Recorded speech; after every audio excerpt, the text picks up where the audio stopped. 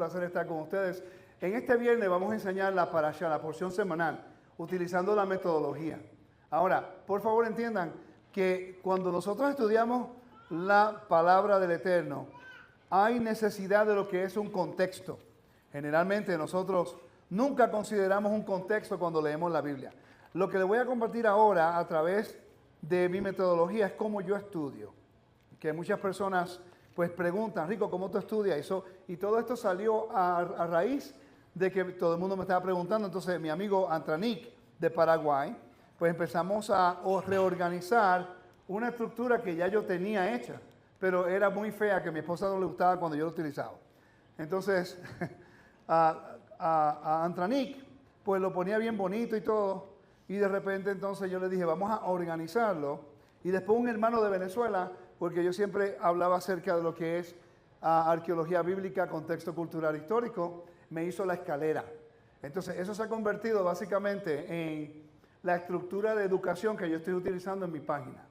Todos mis estudios, si usted aprende la metodología, entonces va a poder seguir la línea por la cual yo enseño. Por ejemplo, ese libro es completamente educativo, no teológico, pero educativo, arqueología, historia, geografía, topografía, todas esas cosas. Entonces ahí me da una idea, me da la idea cómo presentar el material de acuerdo a la escalera que yo tengo. Por ejemplo, cuando yo vaya a la Odisea, yo voy a presentar un video corto de acuerdo a la arqueología de ese lugar. Después voy a grabar otro video corto de acuerdo a la historia de ese lugar. Y después la cultura del primer siglo y también las referencias bíblicas y cómo tiene eso que ver con el Nuevo Testamento y las cartas de Pablo. Y así vamos a tener un poquito más de enfoque en la educación en vez de la interpretación de un lugar la cual usted nunca ha ido, nunca ha estado, no entiende la cultura y lo que ve son unas fotos de edificios antiguos que no saben lo mínimo que tienen que ver. Queremos cambiar un poquito la perspectiva de cómo nosotros vemos la palabra de Dios. Por cierto, la parashá de hoy es algo que quiero darle crédito a Walter Agosto porque hicimos un live en Facebook y él mencionó algo acerca de la parashá Bashalach que estuvo bien interesante. Yo no lo sabía, aunque estudio los mismos libros que él, pero ese aspecto no lo sabía. Entonces él compartió el PDF de lo que le voy a compartir a ustedes hoy y tiene que ver con lo que es la cultura y lo que es la arqueología y la historia, que conecta la historia y la narración bíblica que estamos leyendo. Ok, entonces, vamos a comenzar con la metodología. Me voy a quedar ahí un ratico y después voy a entrar a lo de la parashá. No va a ser muy largo, no creo que esté aquí 3 horas, pero voy a tratar de estar 2 horas y 59 minutos. Paró Abraham, donde paró Jacob, porque era un lugar muy importante en lo que era la trayectoria geográfica de Mesopotamia hacia lo que se llama Canaán. Tenían que pasar por allí. Okay. En esa área te estaba explicando lo que eran las costumbres del antiguo Medio Oriente. Entonces te dice que, por cierto, y cuando entendemos este puntico, cuando Jacob regresa de la casa de Labán, ¿recuerdan? Y cuando Dina fue ultrajada, fue abusada, ¿qué fue lo que le dijo a la gente que fue con él? Agarren sus dioses, ¿verdad que sí? Y lo enterraron cerca del Memre. ¿Por qué ellos trajeron los dioses de ellos de la casa de Labán? Porque los dioses, habían dioses nacionales, dioses comunales y dioses familiares, igual que hoy día en Latinoamérica. Está el patrón de la comunidad. En este pueblo hay un patrón. Y la familia tiene su santito que le gusta también. Y la nación generalmente observa en el catolicismo que es culto imperial. Pues entonces en el mundo antiguo se le daba al primogénito los dioses familiares del padre. Porque el que tenía los dioses familiares, las imágenes de los dioses familiares, entonces ese se consideraba como el responsable de proveerle un buen sepulcro a su padre cuando muriera, y él era el que iba a cuidar a la familia porque era lo que el primogénito hacía. Por eso fue que Labán no le interesó si Jacob se llevaba las hijas, él le interesaba los dioses familiares. Y Raquel sabía. Cuando tú lees la historia de Raquel y de Jacob en la casa de Labán, te explica que a Labán lo agarró siempre mintiéndole y lo engañaba. Básicamente, le robó a Jacob. Esa fue la forma de Raquel decir, tú le robaste a mi esposo. Ahora no te voy a dar lo que tú necesitas para darle la primogenitura a tus hijos. ¡Wow! ¿Cuántos de ustedes nunca habían escuchado esa parte? Ahora cuando leemos la historia tiene más sentido. No era como yo antes decía. No, es que ella era idólatra y se sentó en los dioses tratando de esconder la idolatría. Eso es lo que yo enseñé. Y me tuve que arrepentir porque no entendía el aspecto cultural. Tuve que aprender a decir, estoy equivocado. ¿Ok? Y me ha ocurrido tantas veces que me busqué un maestro. Había 2 estudios que yo hice. Que yo tuve que removerlo del mercado y tuve que hacer una corrección en mi página porque hice algo que no debió ser. Lo enseñé mal. Y yo siempre he dicho, y alguien me lo enseñó, no recuerdo quién fue, pero me dijeron, si tú tienes que defender tu tema más que enseñarlo, estás perdiendo tiempo.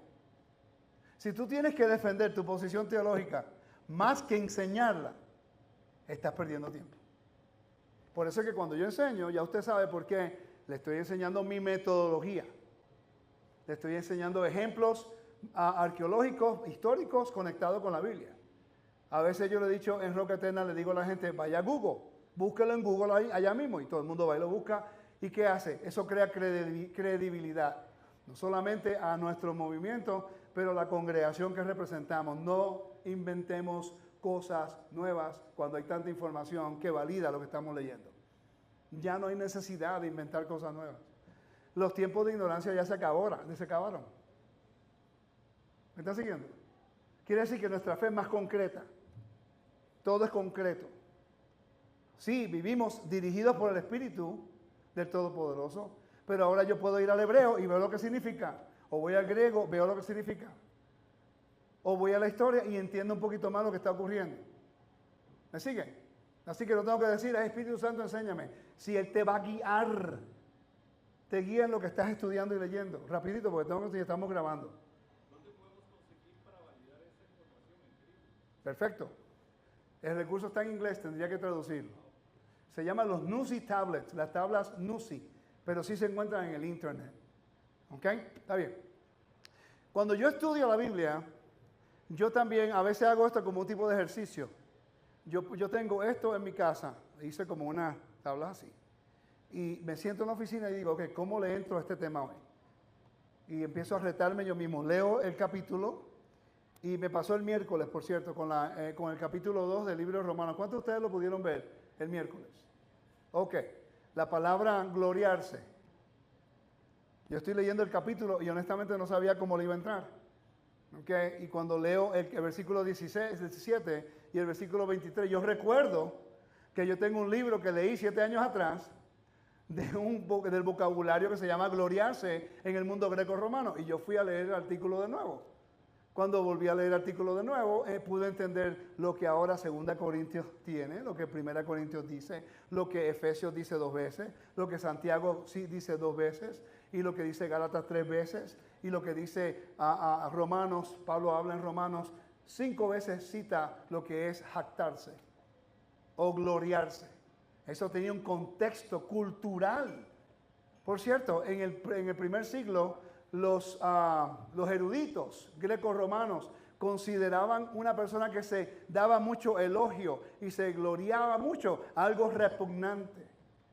Pero cuando tu reto era retado, cuando tu honor era retado, entonces tú podías darte el boasting, gloriarte con tu acreditación para después entonces tener la credibilidad con la audiencia para mostrar tu mensaje. Eso fue lo que Pablo hizo en 1 Corintios.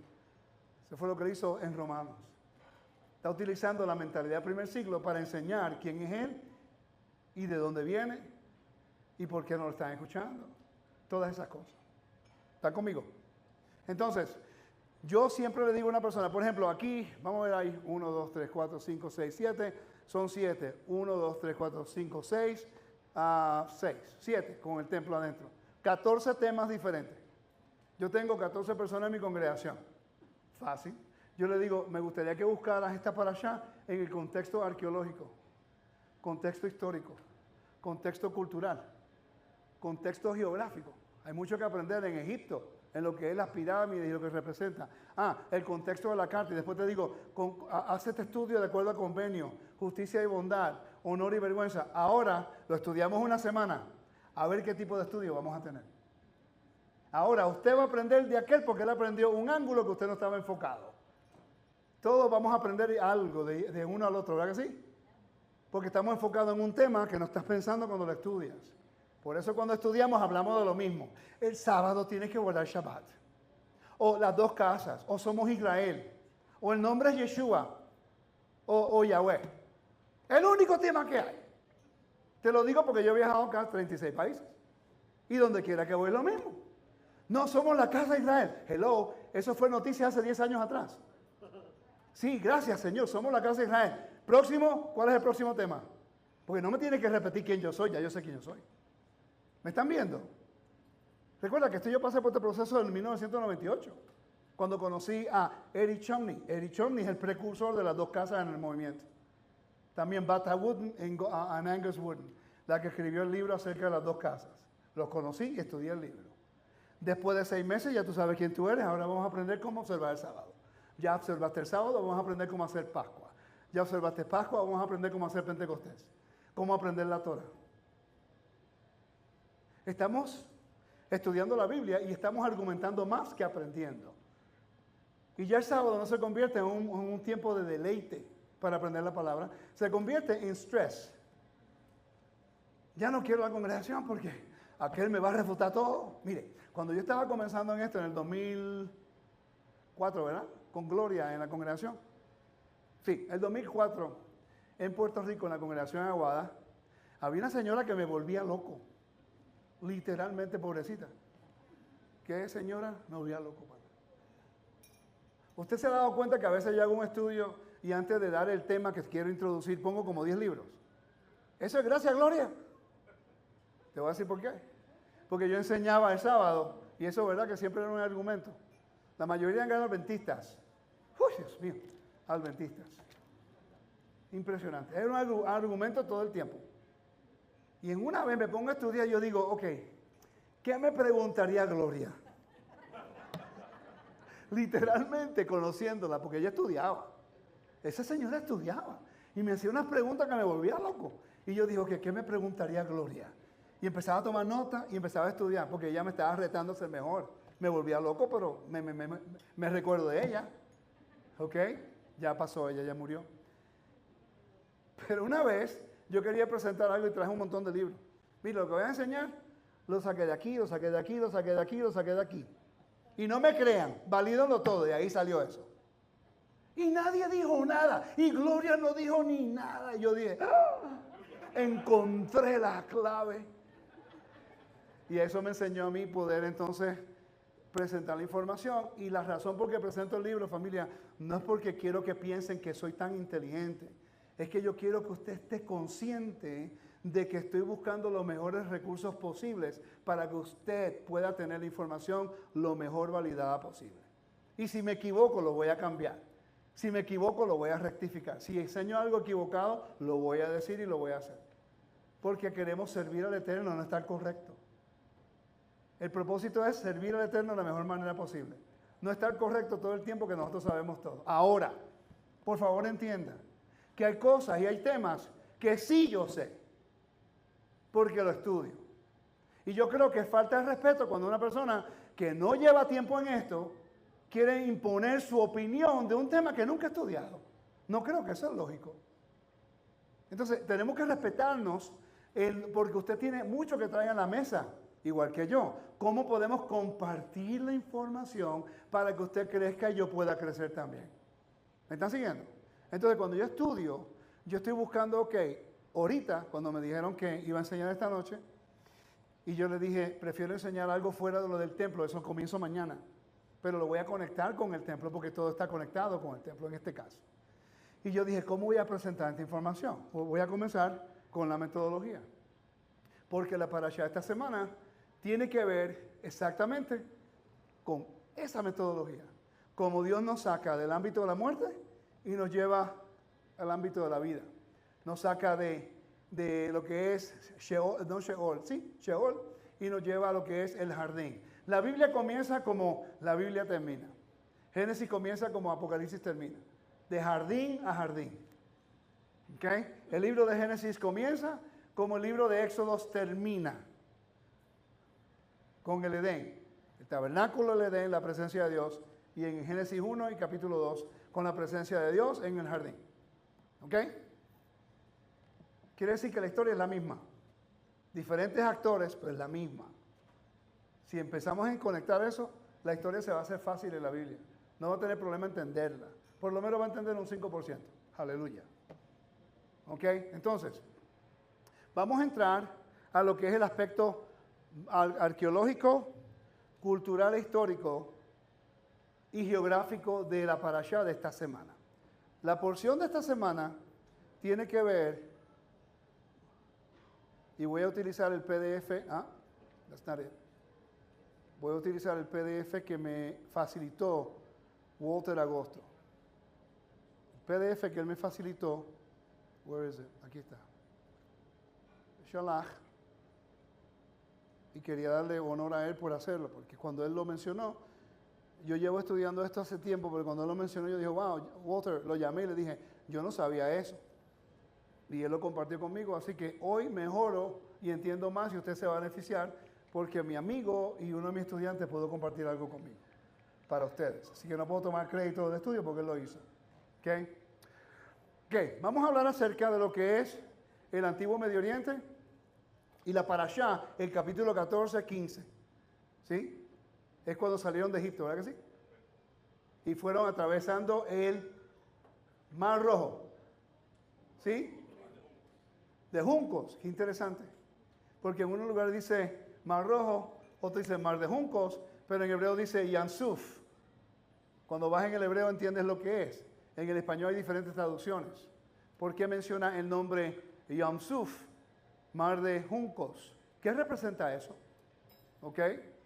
Ahora, primero vamos al capítulo 14, versículo 1, por favor. Voy a comenzar esto del libro de Éxodo. Voy a comenzar con capítulo 14, versículo 1. Dice, habló Adonai a Moisés diciendo, di a los hijos de Israel que den la vuelta y acampen delante de Pi-Hahiroth, entre Migdal y el mar hacia Baal-Zafón. Delante de él acamparás junto al mar. Ok. Yo he hablado, ¿cuántos de ustedes me han escuchado hablar acerca de esto anteriormente? Levante su mano, por favor, tener una idea. Alto, alto. Perfecto. La minoría. Perfecto. Así que van a tener que escucharlo de nuevo. Okay.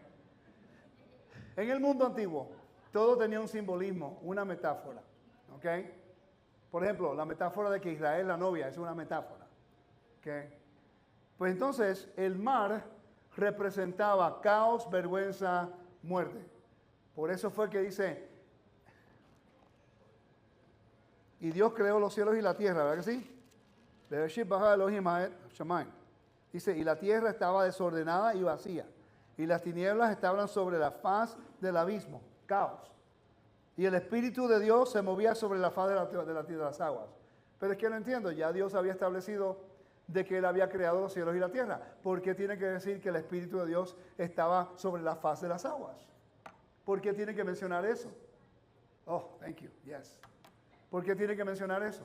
Entonces, thanks a lot. Entonces lo que tenemos que considerar es que el agua representaba el inframundo. En cada lugar en Mesopotamia, los hititas, cananeos, Sumaria, Egipto, todos, hasta el mismo mundo greco-romano, ellos pensaban que los ríos, los lagos y el mar era la guía al inframundo. Entonces, la Biblia habla acerca de Leviatán, habla acerca de Rahab, habla acerca del dragón, habla acerca del pez, habla acerca de la serpiente, habla acerca de todas estas cosas y de repente representa caos y muerte. Por eso es que Jonás pidió que fuera lanzado en el mar. Y cuando el mar calmó, todo el mundo en el barco se convirtieron. Hicieron votos y trajeron ofrendas al Dios de Jonás. ¿Por qué? Porque la tormenta cesó el momento que él cayó en el agua, probando que el Dios de Israel tenía dominio sobre la muerte. Ni un aleluya, aleluya, gloria a Dios. Ok, entonces, cuando Moisés está en el arca y sobrevive las aguas, es lo mismo, el mismo motivo. Fue un juicio en contra de los israelitas. Lanzan a los hebreos en el mar, ellos mueren, los niños. Lanzan a Moisés en el arca, interesante, un arca, un bote, el mismo arca de Moisés, pero en miniatura, un bote. Mantengan eso en mente. Yeshua está en un bote, calma en la tormenta. Yeshua, un bote, camina en las aguas. El mensaje es el mismo, que Dios tiene dominio sobre la muerte. El mismo. Y envió a Moisés como el mediador y el príncipe para establecer ese mensaje. Entonces, cuando había un juicio divino en el Antiguo Medio Oriente, se acusaba a una persona y la ley de Hammurabi, no recuerdo si es la 132 o la 157 como un precedente legal, nos dice que si un hombre acusa a una mujer de adulterio o una persona es acusada de cualquier cosa, le ataban las manos y los pies y lo lanzaban en el río divino. Si el río divino se lo llevaba, se ahogaba, entonces todo el patrocinio de la persona acusada era transferida al acusador.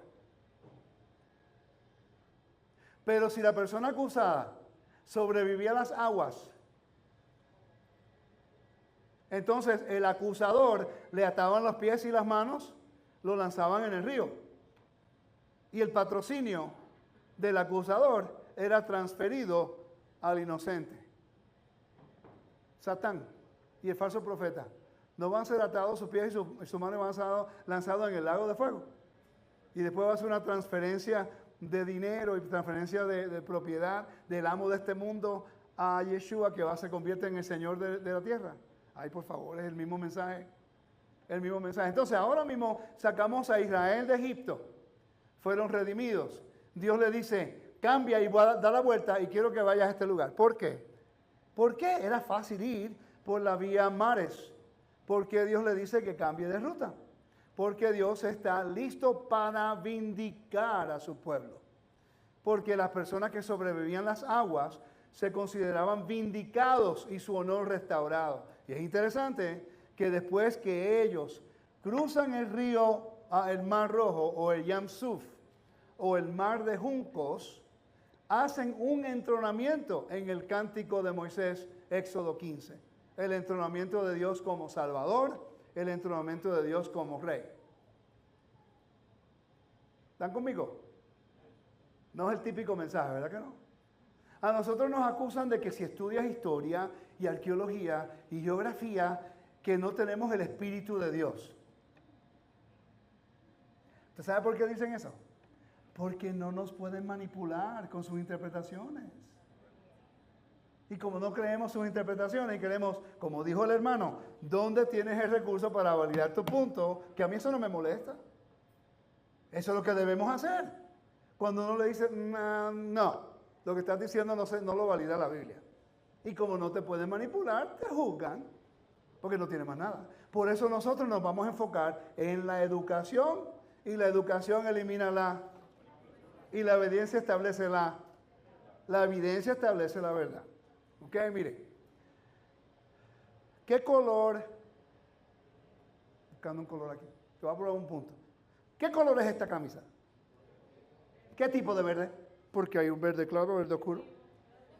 Nosotros argumentamos por qué tipo de verde es. Y nos olvidamos que la camisa es verde.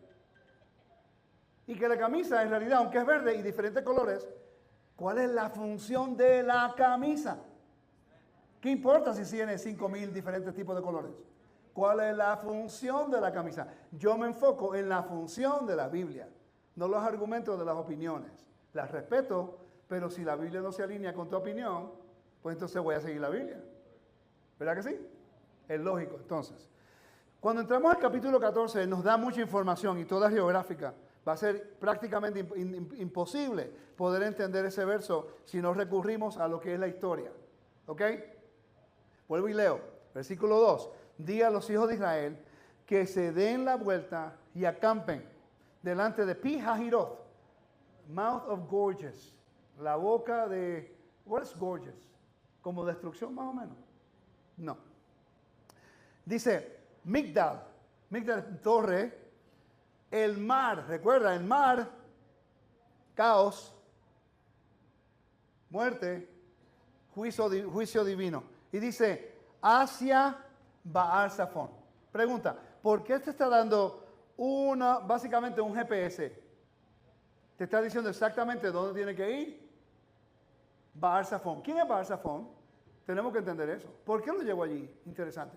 Hay una historia en lo que se llama el mito cananeo y el mito mesopotamio. Y va de esta forma. Marduk y Taimat. Marduk es el dios de los mesopotámicos y Taimat es la diosa del mar.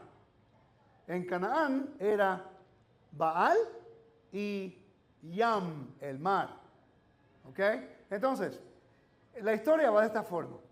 El dios El del panteón de los cananeos era el líder, pero Baal y Marduk. ¿Cuántos de ustedes nunca han leído la historia de Enuma Elish, de la creación de Mesopotamia? Debieran leerla, bien interesante.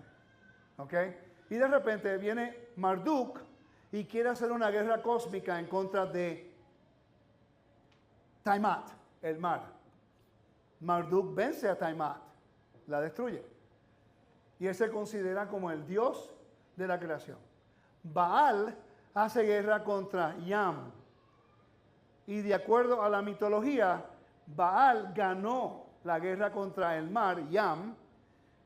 Y lo que ustedes no saben es que en el antiguo Medio Oriente, el que destruyera el mar, el río o el lago, se consideraba entre los dioses como el victorioso y que vence el inframundo. Se considera como el rey del universo. Por eso es que la Biblia dice, y el Espíritu de Dios moraba sobre las aguas.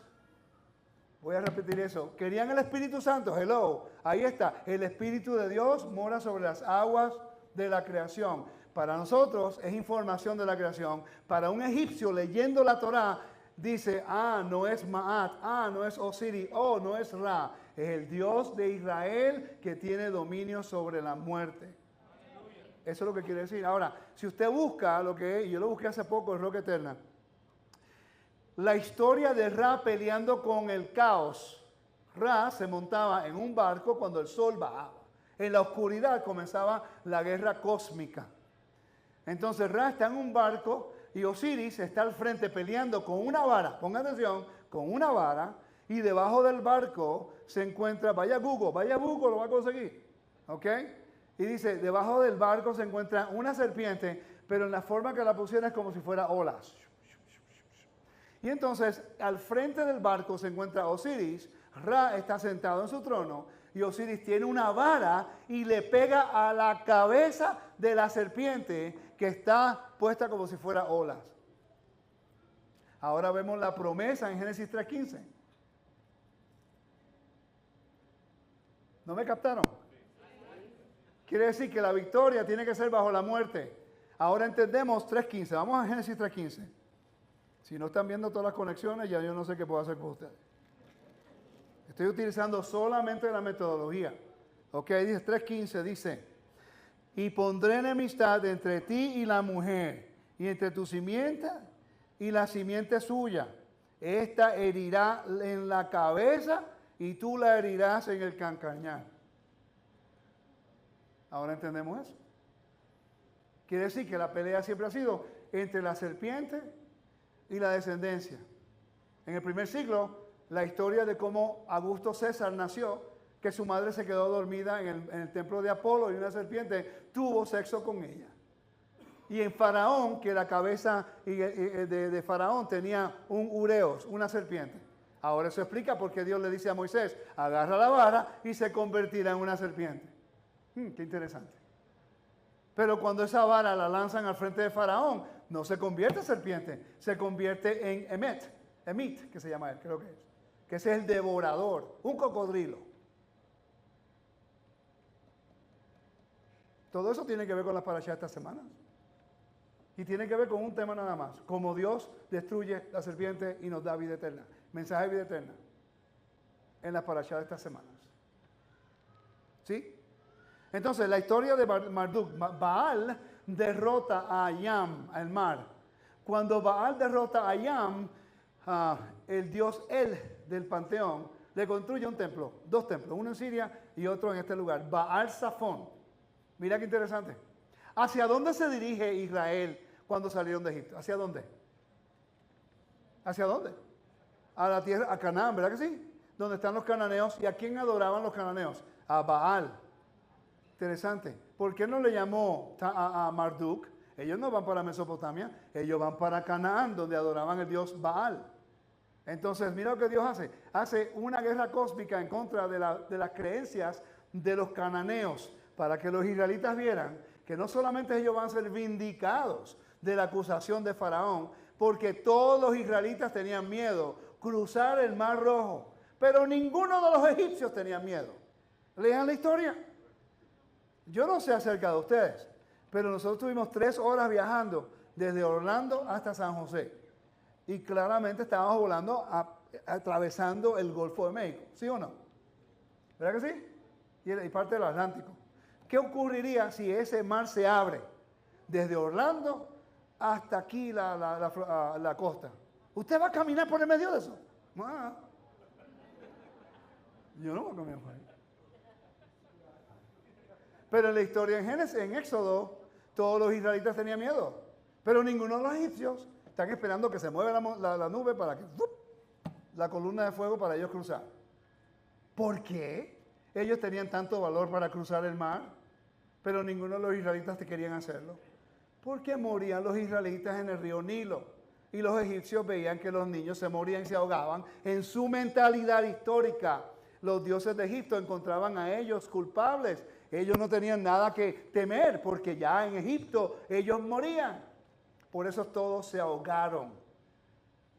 Eso es una expresión que quiere decir que todos fueron juzgados por Dios. Qué interesante, ¿verdad? Ahora, ¿la pasaron bien con esa explicación? Entonces es interesante que en el templo de Salomón, el lavacro, en el templo de Salomón, ¿usted sabe cuál era el nombre del lavacro? Yam, el mar. Y yo nunca entendía por qué se llamaba el templo de Salomón, el lavacro, era grandísimo. Y se llamaba mar. Porque en el templo Dios tiene soberanía sobre la vida y la muerte. Y el lavacro, el mar, que estaba en paz, estaba controlado. Porque Dios controla el universo. Todo tiene que ver con la autoridad de Dios como el soberano. Por eso está conectado con el templo. ¿Sí? Son calladitos así siempre. Entonces, hay otro punto que aprendí con Walter que me gustó mucho. ¿Por qué cruzaron el Mar Rojo o el Mar de los Juncos? Yam Suf. Eso es algo que yo lo entiendo ahora desde el punto de vista legal, pero el punto de vista teológico egipcio no lo entendía. Mira qué diferencia. Del punto de vista legal lo entiendo, cultural lo entiendo ahora, juicio divino. Pero el punto de vista teológico, el contraste de lo que Dios quiere que Israel sepa, utilizando todos estos elementos para enseñarle a Israel que el Dios de Israel es el que tiene la autoridad de la vida y la muerte y el que los va a llevar a la vida eterna es el Dios de Israel, no es los dioses del inframundo. ¿Están listos? ¿Están listos? Vamos a comenzar. Dice, el texto de Ataúd. ¿Cuántos de ustedes han leído lo que se llama... I went blank. The Book of the Dead, el libro de los muertos de Egipto. Yo les sugiero que lo lean, porque si vamos a leer el libro de Éxodo, tienen que saber cómo ellos pensaban en ese tiempo. ¿Y qué de la vida cotidiana egipcia? La gente dice, pero ¿por qué necesitamos aprender eso?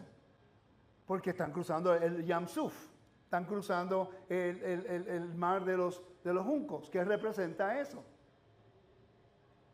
Nada es por hacer, tiene todo un propósito. Vamos a investigar un poco más. Vamos a leer un poquito de lectura, ¿ok? Estos son los textos de ataúd. En el interior del ataúd de Gua, Egipto, que se muestra aquí, se pintó un mapa para guiar al difunto al más allá. Eso es durante esta dinastía. Las líneas negras que giran y giran son mapas del inframundo. Todo esto. ¿Ok? Diseñados para ayudar al difunto llegar al más allá. ¿Ok? Dice, los hechizos de los textos del ataúd también se inscribieron en el ataúd para brindar más ayuda. También hay representaciones de objetos necesarios para el más allá, incluidos alimentos y una lista que se creían que eran representaciones le estaban preparando con la comida, que para estar en el más allá. ¿Okay? Que se creía que estas representaciones actuaban mágicamente en lugares de elementos reales. La lista de ofrendas garantizaba que la comida se proporcionara.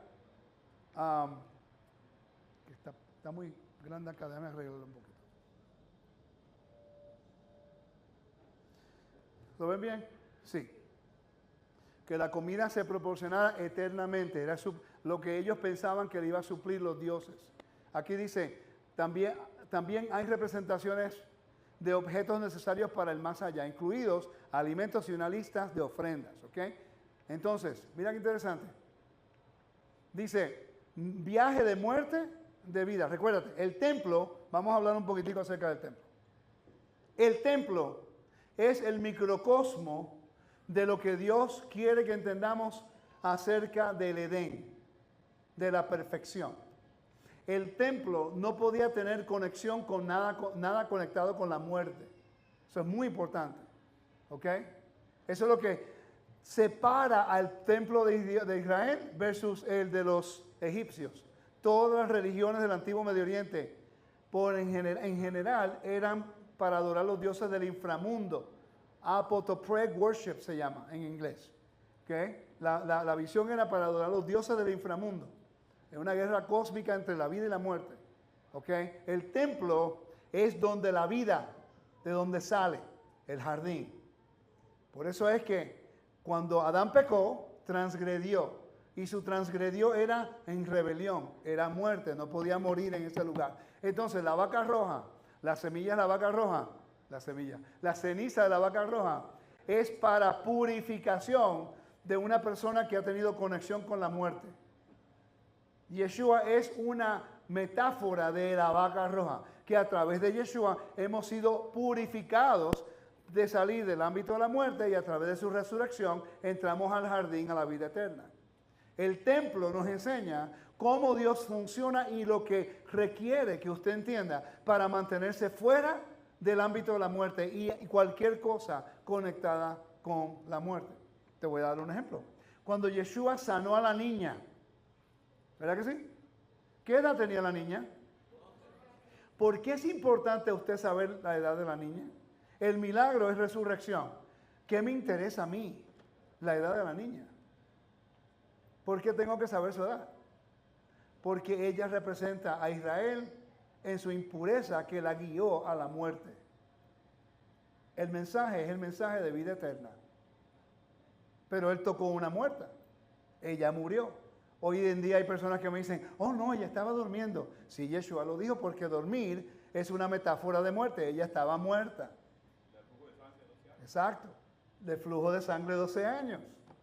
Igual que la profecía en contra de Efraín, por su idolatría y por su profanándose entre las naciones. Interesante, ¿verdad? Quiere decir que culturalmente esto representa algo. Entonces, el templo nos enseña a nosotros lo que es el espacio sagrado de Dios y cómo algo conectado con la muerte no puede traspasar un umbral. Y nos enseña los perímetros de santidad. ¿Ok? Entonces, en Egipto tenían lo mismo. Pero obviamente de acuerdo a su ideología, ¿no? No están aburridos, ¿verdad que no? Ok, de vez en cuando hagan una carita, hagan así. Mire, yo entiendo que a veces cuando doy información de esta índole, la gente procesa, lo entiendo. Y yo sé que es común. Pero recuerde que lo que estoy tratando de hacer es motivarlos a ustedes aprender lo mismo para que usted pueda compartirlo con sus congregaciones. No trate de recordarlo todo, no tienen que hacerlo. Los estudios ya están hechos. Tengo sobre 400 estudios que hablan acerca de esto.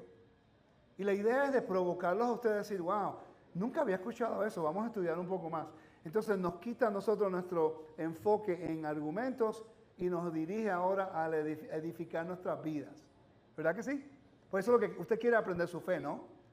Usted quiere saber por qué Yeshua murió y resucitó. ¿Cuál es la necesidad de la resurrección? Eso es algo muy importante. Mañana lo vamos a hablar acerca de eso. ¿Ok? Entonces, el mundo egipcio tenía una ideología. Vamos a hablar acerca de eso. Esto tiene que ver con lo que es el libro de los muertos en conexión por la razón por la cual Israel tuvo que pasar por el mar de juncos. Es algo peculiar, le cambió la ruta y después tiene que pasar por el mar de los juncos. ¡Wow! ¿Qué tiene que ver eso con la historia de vida eterna? Ahora lo vamos a estudiar. Viaje de muerte, de vida, salvación, concepto egipcio, a Aru.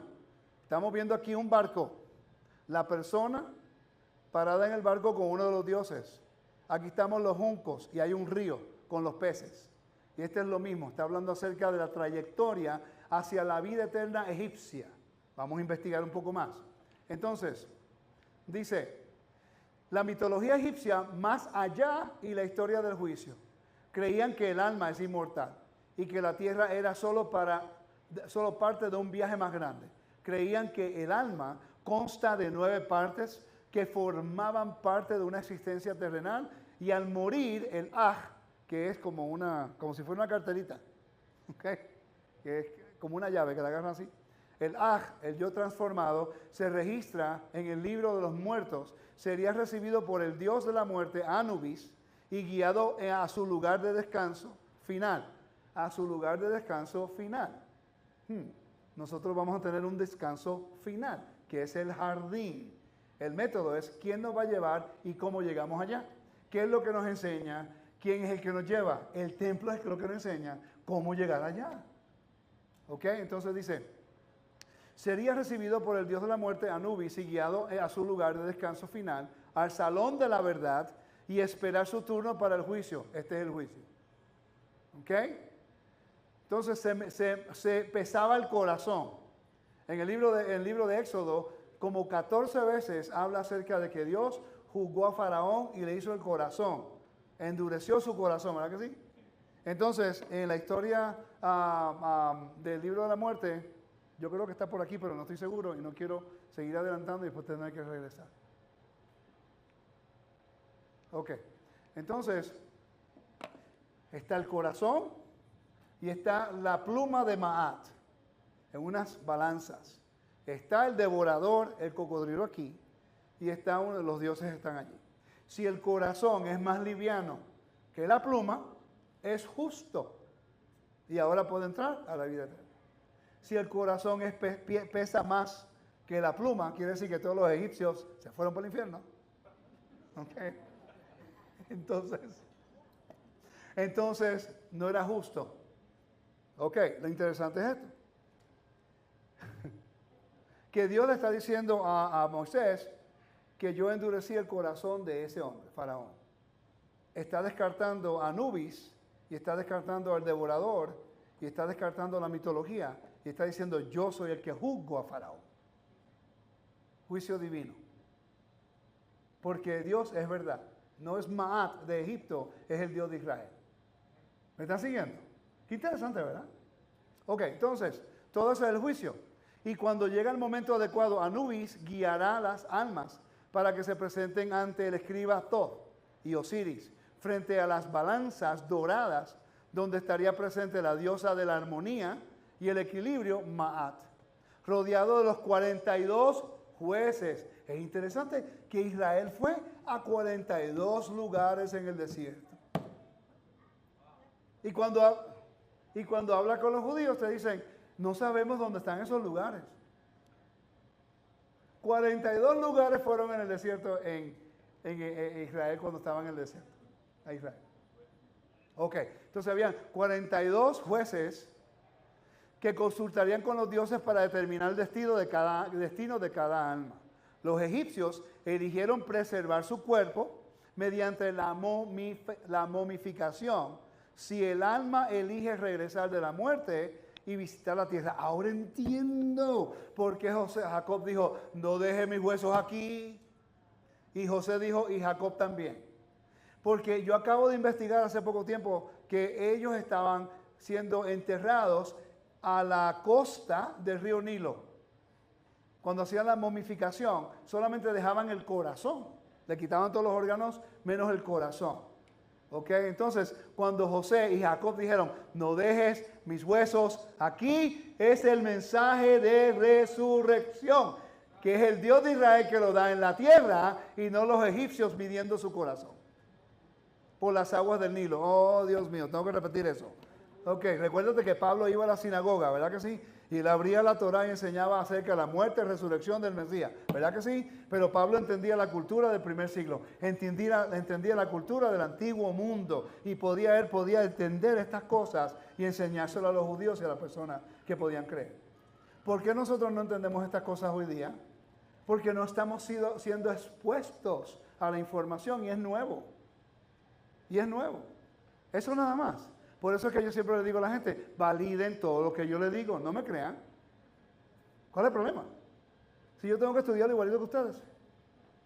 Esto lo aprendí hace poco y llevo estudiando egiptología y el libro de los muertos hace años. Y esta parte nunca la había captado porque no me había enfocado en esa área. ¿Están viendo que mucho hay que aprender? Ok, perfecto. Entonces mira, aquí vemos el juicio, aquí vemos ahora la persona en un bote y vamos a hablar acerca de eso un poquito más. ¿Qué? Un aleluya. Aleluya, ok, good. Mitología egipcia más allá y la historia del juicio. El proceso de juicio comienza con el corazón del alma, entregado a Osiris, quien lo coloca en una gran balanza dorada en equilibrio con la pluma blanca Ma'at. ¿Ok? Y dice, si se encontraba con que el corazón del alma era más liviano que la pluma, los dioses y los 42 jueces estaban de acuerdo, y los 42 jueces estaban de acuerdo, entonces el alma estaba ¿el alma estaba qué? ¿Cuál es el tema principal de Pablo en su carta? La justificación por fe para entrar a la vida eterna. El mismo mensaje desde el tiempo de Egipto. Eres salvo por dar dinero para garantizar tu salvación, como los faraones construyendo unos grandes lugares para ser enterrados con todo el dinero y con todas las cosas que tenían. Eso no les iba a comprar a ellos vida eterna. ¿O era por fe? ¿Ok? Entonces dice, si se encontraba el corazón del alma era liviano que la pluma, y los dioses y los 42 jueces estaban de acuerdo, entonces el alma estaba justificada y se le permitía avanzar a los cielos, llamados el campo de juncos, el lugar de purificación y felicidad eterna. Ahora entiendo por qué Dios le dijo a Israel, crucen el Yam Suf, el mar de juncos. Los israelitas hubieran entendido el mensaje y cuando ellos fueron vindicados por el juicio divino y llegaron al otro lado y vieron que cada uno de los egipcios murieron, ahí se dieron cuenta que Dios es el que tiene la victoria sobre la muerte, tiene la victoria sobre la serpiente, Faraón, y que vindicó y restauró a su pueblo y por eso lo entronaron como rey del universo. El mensaje de resurrección en la parashá de esta semana. Seguimos. Para los antiguos egipcios el inframundo era una región peligrosa que el espíritu tenía que atravesar para llegar al paraíso, que era el más allá. Campo de juncos era el más allá para los antiguos egipcios. ¿Ok? Los antiguos egipcios creían que cuando llegaba la muerte era solo una transición y otro reino donde si uno era justificado por los dioses, nosotros somos justificados por el Dios de Israel a través de Yeshua. Ese siempre ha sido el mensaje en el Evangelio. ¿Ok? Dice, si uno era justificado por los dioses, viviría eternamente en un paraíso conocido como el campo de juncos. Aquí vemos.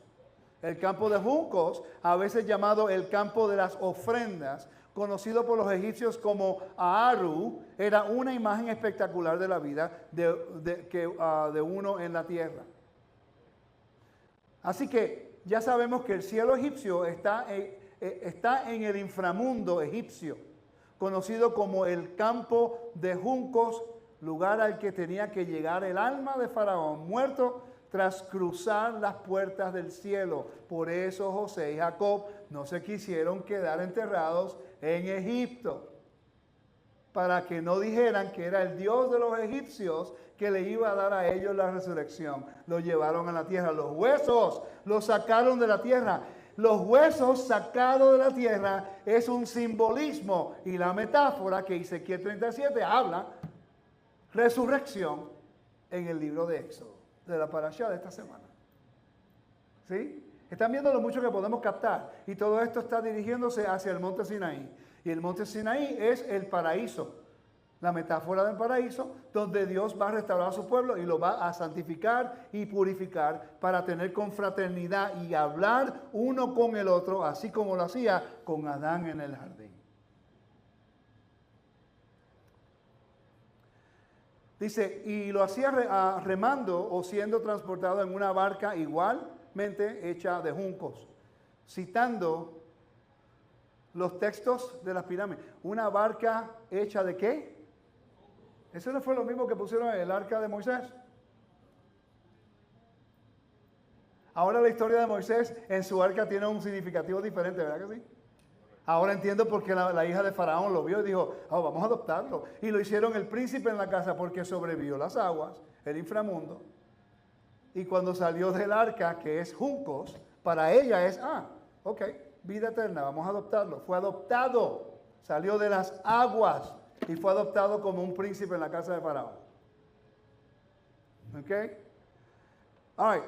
Cuando los textos de las pirámides, los pantanos de juncos, se llenaron con agua para que pudiera transportar sobre el curso de agua sinuoso, seguramente se trasladará al lado del horizonte.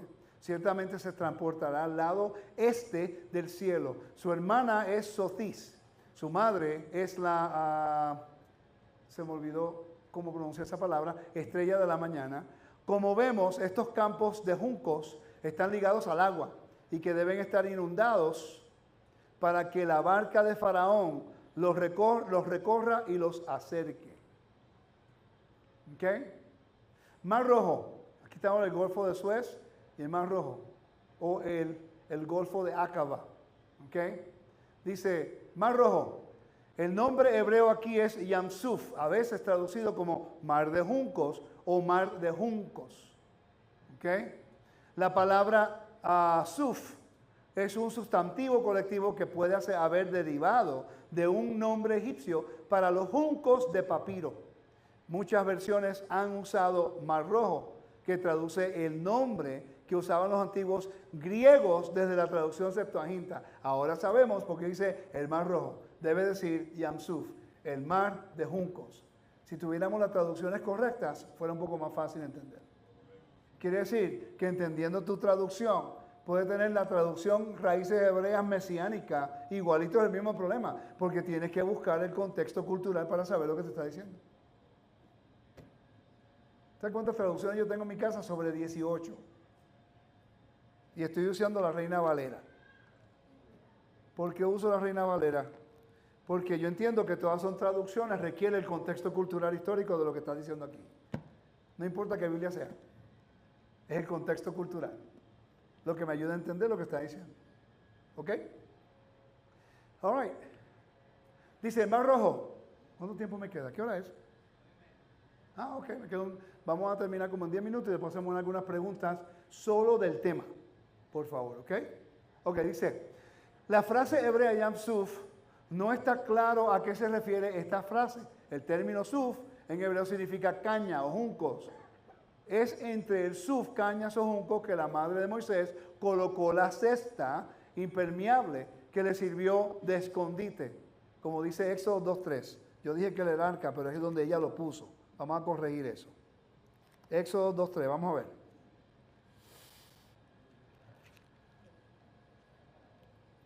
Éxodo 2:3. Dice, pero no pudiendo ocultarle más tiempo, tomó una arquilla de juncos, ¿sí? Arquilla de juncos. ¿Cuántos de ustedes nunca habían notado la arquilla de juncos con el más allá de la mitología egipcia? Qué interesante, ¿verdad? Digan algo pues. Esto es revelación. Revelación. ¿Ok?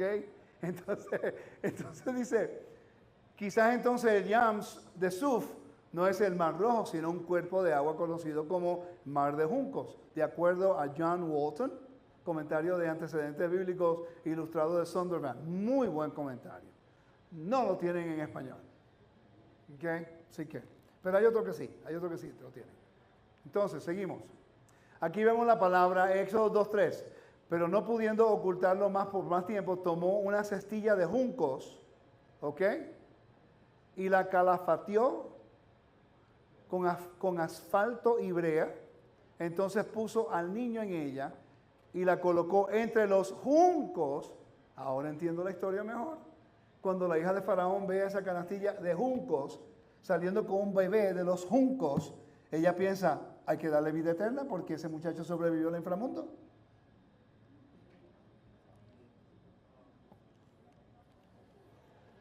Ese es el tipo de estudio que yo quiero hacer. Yo quiero ver la resurrección, el mensaje de resurrección en todos lugares. Un pedacito de información histórica nos ayuda a entender mejor la Biblia. Es lógico. Pregunta. ¿Cuántos de ustedes han estudiado el libro de Daniel? ¿Daniel? Ok. ¿Han estudiado el imperio babilónico? Porque Daniel le sirvió a 3 reyes de Babilonia. Ok. ¿Cuántos de ustedes han leído el libro de Nehemías y Esdras? Vamos familia, ayúdenme. Hello, es la Biblia. Ok. Entonces, ¿han estudiado lo que es el reino persa? ¿Cuántos de ustedes han estudiado acerca de la helenización en el primer siglo de las cartas? En el primer siglo del Evangelio. Porque le llaman los 400 años de silencio. Lo menos que había era silencio en ese tiempo. Había mucha información que te va a ayudar a entender quiénes eran los fariseos, los saduceos, los sicarios, los nazareos. Te iba a enseñar todos los herodianos, todas esas cosas. Ok, no entiendo. Entonces no estoy entendiendo. Isaías profetizó a Ciro 150 años antes que Ciro naciera y lo mencionó como Mesías y por su nombre. Pero estudiamos cuáles eran los profetas contemporáneos con Isaías. ¿Sabían ustedes que Zacarías, Nehemías, Esdras, Ageo, ¿quién más? Mardoqueo, todos eran contemporáneos? ¿Sabían ustedes que el libro de Ageo se escribió 20 años más tarde que el libro de Nehemías? Tenemos que entender esto porque estamos estudiando la Biblia, pero fuera de tiempo. Entonces no conectamos las genealogías, no conectamos el tiempo de la audiencia y dónde viven. Estudiamos acerca, no, eso salió de Babilonia, pero nunca hemos estudiado la historia babilónica. Oh, vamos a leer el libro de Éxodo, pero no nos preocupamos de estudiar lo que es egiptología. Vamos a leer acerca de Abraham, el vino de la tierra de Ur. Pero no hemos estudiado acerca de Mesopotamia. ¿Y por qué era importante de que Dios le enseñó a Jacob la escalera que subían y bajaban? ¿Eso era solamente parte de la historia de Génesis o hay una historia detrás de esa historia en referencia acerca de dónde comenzó la creación? Oh, vamos a hablar de los cananeos, pero no estudiamos las leyes cananeas, no estudiamos los dioses cananeos, no estudiamos las topografías. Vamos a hablar acerca de Pablo en Corinto, pero no sabemos ni dónde se encuentra Corinto en el mapa. Romanos, oh wow. ¿Cuándo fue que los romanos exiliaron a los judíos? ¿En qué año? ¿Y quién lo hizo? ¿Y cómo sabemos eso? Porque Aquilas y Priscila encontraron a Pablo en Corinto. ¿De dónde escribió Pablo la carta a los romanos? De Corintio. Esto tenemos que estudiarlo, familia. Por cierto, el libro de Apocalipsis, a las 7 iglesias en Asia Menor. ¿Dónde está eso? En Turquía. ¿Sabían ustedes que el libro de Apocalipsis fue escrito en la estructura de un decreto imperial? Esto es importante porque este es el Nuevo Testamento. El libro de Hebreos. Vamos a citar el libro de Hebreos, solamente capítulo 8. Te voy a enseñar algo. Vamos al capítulo 8, versículo 7, para que tengan una idea. Ya estoy terminando. Capítulo 8, versículo 7.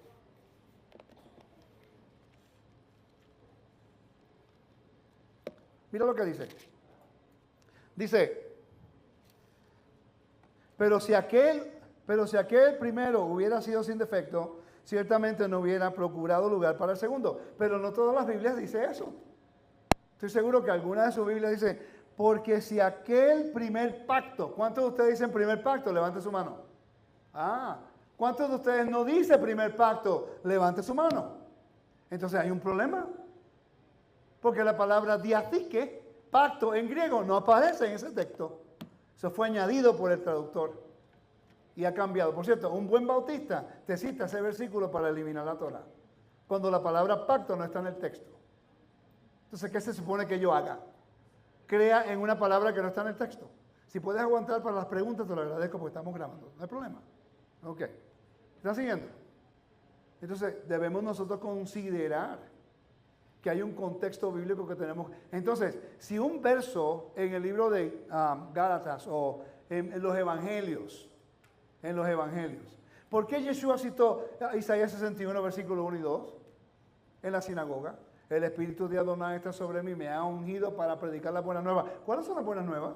Porque los romanos tenían las buenas nuevas. Evangelión no era nada nuevo. Los romanos tenían un evangelio también. Entonces, ¿cuál es el mensaje que el evangelio te está dejando saber Lucas? El evangelio de Yeshua versus el evangelio del emperador romano. ¿Cuál es el mejor? ¿Cuál es el que Israel debe seguir? ¿El de Herodes o el de Yeshua? Un contraste. ¿Ok? Para terminar, vamos a seguir aquí y terminamos ya. Dice, en Éxodo 18, 13, 18 dice, Dios pues hizo que el pueblo diera un rodeo por el camino del desierto hacia el Mar Rojo, Yam Suf. Ya sabemos que no es Mar Rojo, es el Mar de los Juncos. Por favor, aprenda esto, compártalo con sus hermanos. Creo que es un mensaje muy importante. ¿Ok? Y lo mismo lo dice el versículo 18. Y aquí tienen diferentes traducciones. Dice cañas, mar de juncos, mar de cañas. Y eso es lo que tengo por ustedes ahora, ¿ok? Dice el mar de juncos, Yam Suf en hebreo, nombre tradicional Mar Rojo, proviene del griego, que se basa en la designación del siglo V antes de la era común. ¿Ok? En la era común, perdón. El famoso historiador griego Heródoto, que fue llamado el padre de la historia, consideró el mar parte del océano Índico y que llamó Mar Rojo más tarde. El término pasó a referirse al mar mismo. El Mar Rojo se usa en todo el Antiguo Testamento en lugar del Mar de Juncos. Ahora saben de dónde ocurre el cambio, ¿eh? ¿Cuántos no sabían ustedes ese pedacito de información? Levanten su mano.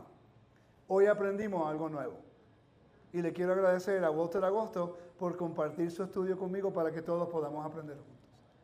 Y eso es lo que yo estoy buscando. Hermanos y hermanas que estudiemos juntos y podamos colaborar y poder crecer.